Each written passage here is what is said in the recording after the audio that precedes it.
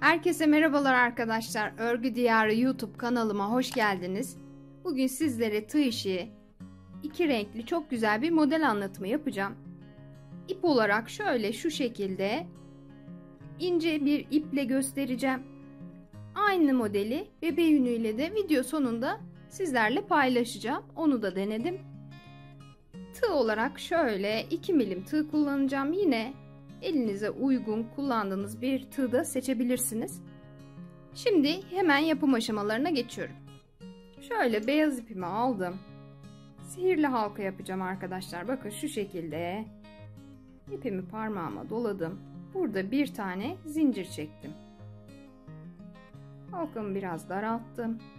Şimdi 1, 2, 3, 4 tane zincir çekiyorum.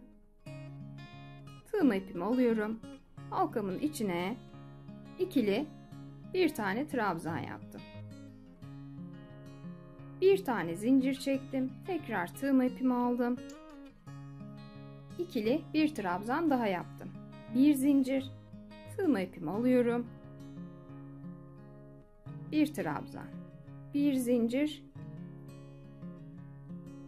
bir trabzan. Bakın bu şekilde 12 tane trabzan yapacağım toplamda. Şöyle sayıyorum arkadaşlar. 1, 2, 3, 4, 5, 6, 7, 8, 9, 10, 11, 12. Şimdi yine bir tane zincir çektim. Şurada 4 zincir çekmiştim. 3. zincirimden tığımı geçiriyorum. Kaydırma yöntemiyle şu şekilde ipimi buraya aldım.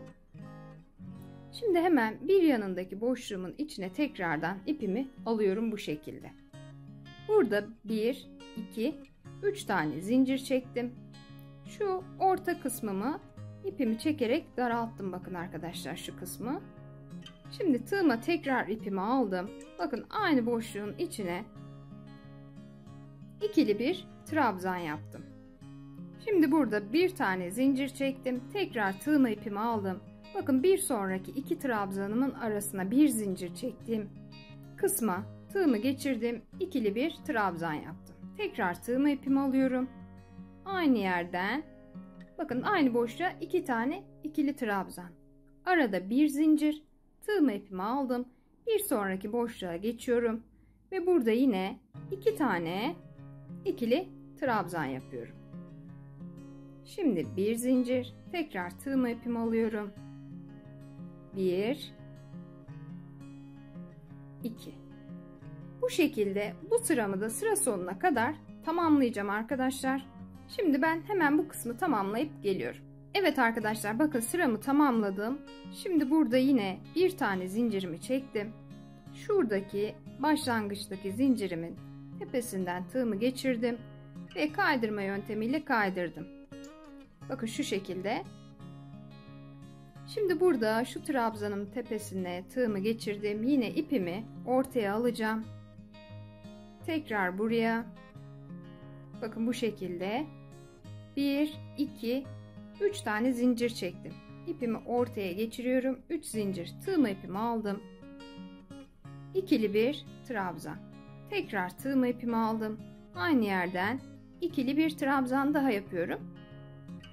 Şimdi 1, 2 zincir. Zincirimle birlikte 3 trabzan yapacağım arkadaşlar. Tığma ipimi aldım. Bakın bir sonraki zincir çektiğim boşluktan. Şuradan tığımı geçirdim. Buraya 3 tane ikili trabzan yapacağım. 1, 2 zincir ortada. Tekrar tığımı aldım. Bir sonraki zincir çektiğim boşluğa geçtim. Yine 3 tane trabzan, arada 2 zincir. Bu sıramda bu şekilde ilerleyecek arkadaşlar. Şimdi hemen bu kısmı da tamamlayıp geliyorum. Evet bakın bu sıramı da tamamladım. Burada yine 2 tane zincir çekiyorum. Şu başlangıçtaki zincirimin en tepesinden tığımı geçirdim. Ve kaydırma yöntemiyle buraya sabitledim, kapattım. Şimdi ipimi şöyle trabzanımın tepesinden geçtim, kaydırdım. Tekrar zincirimin olduğu kısmı tığımı geçip kaydırdım ve ipimi buraya aldım. Burada 1, 2, 3 tane zincir çektim. Tığma ipimi alıyorum. Aynı boşluğun içinden 1, 2, 3 tane trabzan yaptım. Bakın şu şekilde zincirimle birlikte 4 oluyor. Arada 2 zincir, tığma ipimi aldım. Bir sonraki boşluğuma arkadaşlar. Hep zincir çektiğim kısımlara trabzanımı yapıyorum bir üst sırada. 3, 4. Bakın 4 tane trabzanımı yaptım. Şimdi 1, 2 zincir ve tekrar bir sonraki boşluğumun içinden 4 tane trabzan yapacağım. Bu sıramda bu şekilde ilerleyecek. Şimdi ben hemen bu kısmı da tamamlayıp geliyorum arkadaşlar. Evet, bakın bu sıramı da tamamladım bu şekilde. Şimdi yine 1, 2 zincir. Buradaki zincirlerimin tepe noktasından tığımı geçirip kaydırma yöntemiyle bu şekilde ipimi sabitledim. Bakın şurada hemen yandaki trabzanın tepesine ikinci trabzana ipimi aldım. Burada 1, 2, 3, 4, 5, 6 tane zincir çekiyorum. Hemen yanındaki 3. trabzana sık iğne ile sabitledim. Bakın şu şekilde. Şimdi burada bir tane zincir çektim. Bakın şöyle göstereyim. Şu ortadaki zincir çektiğim kısmından tığımı geçirdim. Buraya bir sık iğne yaptım bu şekilde. Bir zincir çektim. Burada birinciye atlıyorum. İkinci trabzanımdan tığımı geçirdim ve buraya yine bir tane sık iğne yapıyorum. 1, 2, 3, 4, 5, 6 zincir çekiyorum ve hemen yanındaki trabzanın tepesinden 3. trabzanım oluyor. Sık iğne ile sabitledim bu şekilde. Bir zincir çektim ve yine şuradaki zincirli olan kısma sabitledim. Tekrar bir zincir. Burada bir ikinciye sık iğne ve yine burada 1, 2, 3, 4, 5, 6 tane zincir çektim. Hemen yandaki trabzanın tepesinden sık iğne ile sabitledim bu şekilde. Evet arkadaşlar, bu sıramda bu şekilde ilerleyecek. Şimdi ben hemen bu kısmı da tamamlayıp geliyorum. Bakın sıramı tamamladım arkadaşlar bu şekilde. En son şu ortaya sık iğnemi yaptım. Burada yine bir zincir çekip şu başlangıçta şurada zincirimin dibine bir sık iğne yapmıştım. Yine tekrar buraya sık iğne ile sabitledim. Şimdi bu sıramda tığıma ipimi alıyorum. Şu zincirimin içine tığımı geçtim. Bakın bu şekilde. İkili trabzan yaptım bir tane. Şimdi tekrar 2, 3, 4 ve 5. Bakın bu şekilde 5 tane ikili trabzan yapıyorum. 1, 2, 3 tane zincir çektim burada. Şöyle tığımı geçirdim. Burada kaydırma yöntemiyle şu şekilde ipimi buraya aldım. Şimdi hiç zincir çekmeden tığımı ipimi aldım. Yine buraya tekrardan 5 tane ikili trabzan yapacağım. 2, 3, 4 ve 5. Bakın bu şekilde yine 5 tane trabzanımı yaptım. Şimdi burada hiç zincir çekmeden şu orta kısma, zincirli kısma sık iğne yapmıştım. Bu sık iğnemden tığımı geçirdim. Tam ortasından tığımı geçiriyorum arkadaşlar. Ve buraya yine bir tane sık iğnesi yaptım bu şekilde. Şimdi yine hiç zincir çekmeden bir sonraki zincirimin içine yine 5, 5, 10 tane trabzan yapacağım. 3, 4 ve 5. 1, 2, 3 tane zincir çekiyorum tepede. Şu şekilde ipimi aldım. Kaydırma yöntemiyle ipimi buraya alıyorum. Tekrardan tığıma ipimi aldım. Yine 5 tane ikili trabzan.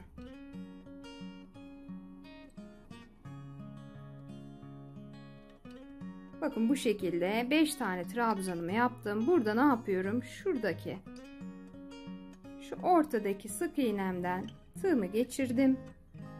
Ve yine buraya bir tane sık iğne yaptım. Bakın bu şekilde bu sıramı da bu şekilde tamamlayacağım arkadaşlar. Bütün motifimin etrafını bu şekilde çevirip hemen geliyorum.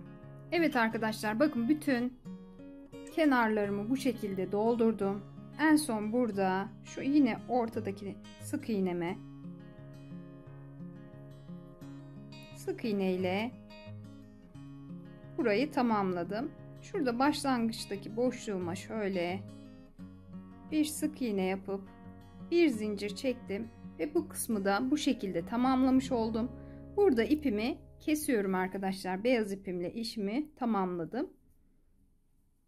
Evet, mor ipimi aldım. Bakın şu şekilde. Burada koyu bir renk tercih edelim arkadaşlar. Model daha güzel oluyor, ortaya çıkıyor. Şöyle bir tane kilit zinciri yapıyorum. Bakın şu şekilde. Şimdi modelimi alıyorum.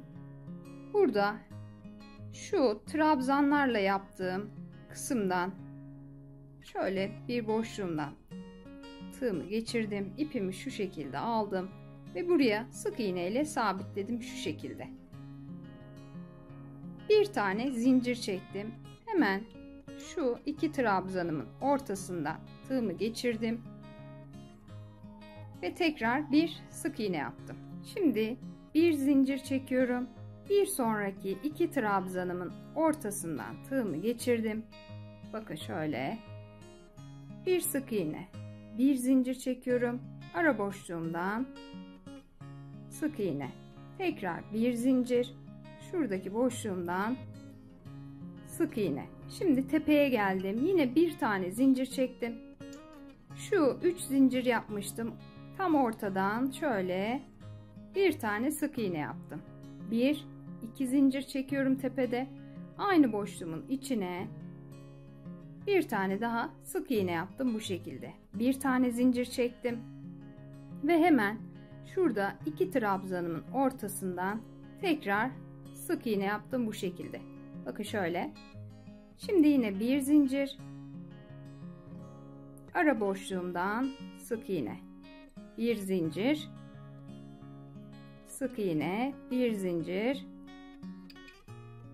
Sık iğne, bir zincir. Son iki trabzanın arasından da bu şekilde bir sık iğne yaptım. Şimdi burada yan taraftaki modelime geçeceğim. Hiç zincir çekmiyorum. Şu kısımda yine iki trabzanımın arasından tığımı geçirdim ve şu şekilde bir sık iğne yaptım. Bir zincir çektim.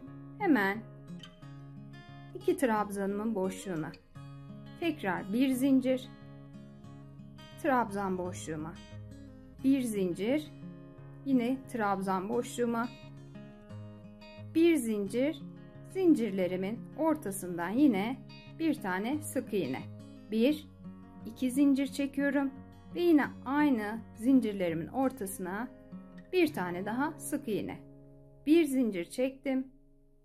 Bakın şurada yine trabzanlarımın ortasına sık iğne yaparak ilerleyeceğim. Aralarda bir zincir çekiyorum.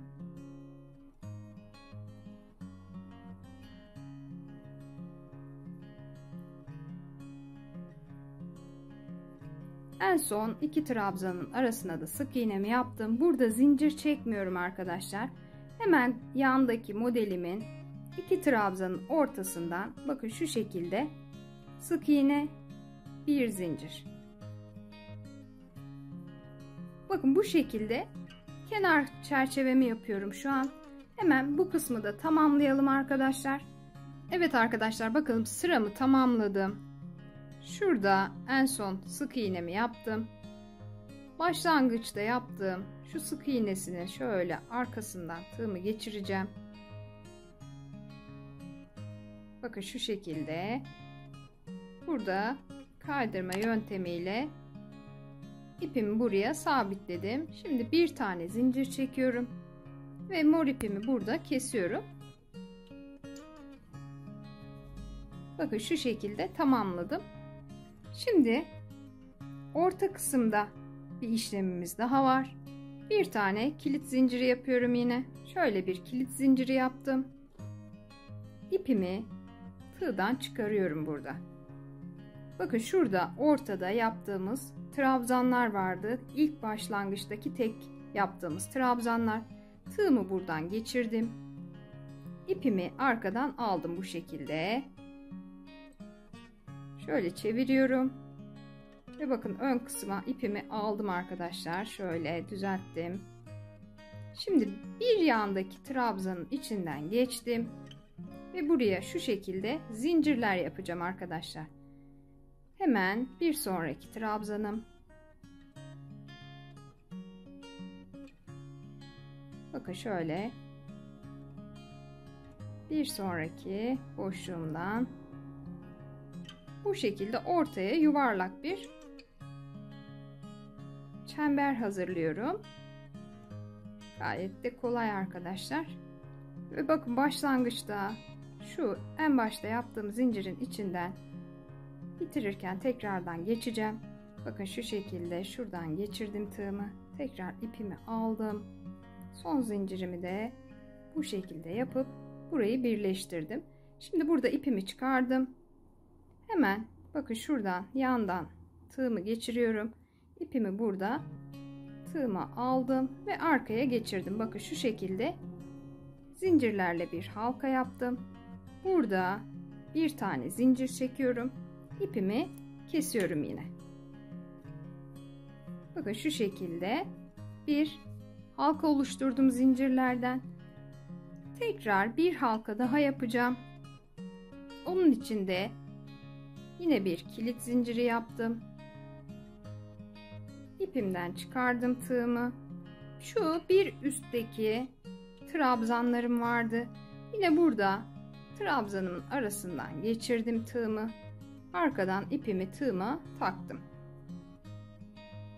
Bakın ipimi yine ön kısma çıkardım. Burada hemen yandaki boşluğa geçtim. Ve yine bir tane zincir. Hemen bir yandaki trabzanıma geçiyorum. Bir zincir daha. Burada da bütün trabzanlarıma aynı şekilde geçerek böyle bir halkada buraya oluşturacağım. Bakın bu şekilde ilerleyeceğim. Hemen bu kısmı da tamamlıyorum arkadaşlar. Sonrasında modelimi bitireceğim. Evet arkadaşlar bakın halkamı tamamladım. Bu Alize Diva kullandığım ince ipim. Bu da bebe yünüyle denedim daha önce. İkisi de çok güzel duruyor. Zaten aynı görüntü olarak, sadece büyüklükleri biraz değişik oldu. Ama ikisi de çok şık oldu arkadaşlar. Bardak altlığı, fincan altlığı olarak yaptım bu modeli. Bunu dilerseniz daha büyük halini supla olarak da yapabilirsiniz. Yapacak olan arkadaşlara şimdiden kolaylıklar diliyorum. Başka bir videoda görüşmek üzere. Hoşça kalın.